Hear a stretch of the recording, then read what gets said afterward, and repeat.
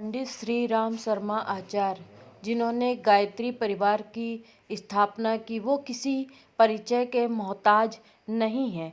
पंडित श्री राम आचार्य एक ऐसे व्यक्ति थे जिन्होंने न समाधि की इच्छा की, न स्वर्ग की और न ही मोक्ष की।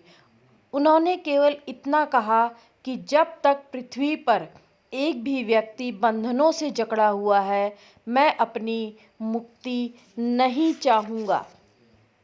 स्वतंत्रता संग्राम में आंदोलन में शर्मा जी को कई बार जेल जाना पड़ा और उन्होंने जेल में ही अंग्रेजी सीखी।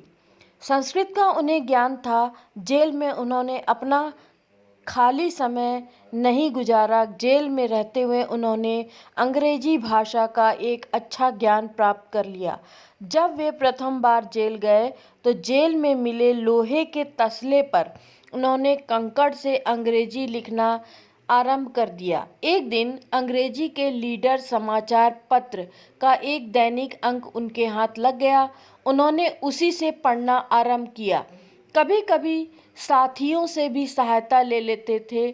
जब वे जेल से छूटे तो उन्हें अंग्रेजी का पर्याप्त ज्ञान अर्जित कर लिया था।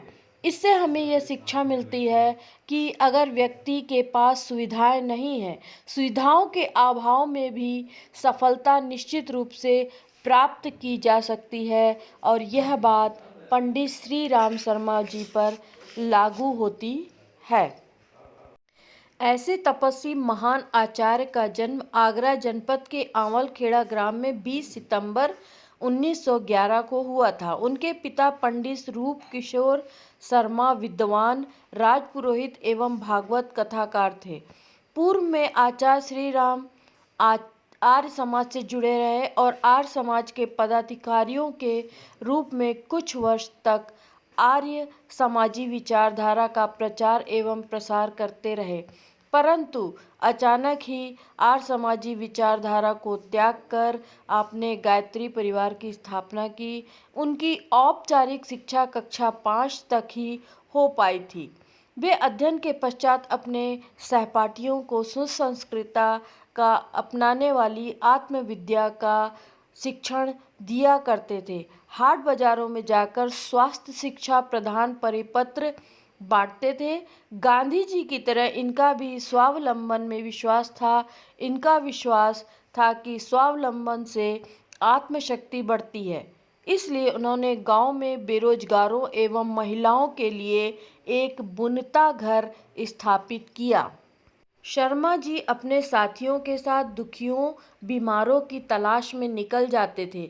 उनकी टोली घर बाजारों में स्वयं सेवकों की तरह प्राथमिक सहायता, पशु चिकित्सा एवं जनता की सेवा करती थी। सन 1927 से सन 1933 तक का समय एक सक्रिय स्वयंसेवक स्वतंत्रता संग्राम सेनानी के रूप में बीता। सन 1938 में अखंड ज्योति पत्रिका का प्रकाशन किया। सन 1953 में मथुरा में गायत्री तपोभूमि की स्थापना की। सन 1956 में नर भेग यज्ञ तथा सन 1958 में सह शुकुंडी यज्ञ किया। शर्मा जी इतने सादगी से रहते थे कि एक बार विशेष आमंत्रण पर रेल से गए। आमंत्रण करने वालों में कुछ लोग मालाएं लेकर उनके स्वागत के लिए स्टेशन पर पहुंच गए।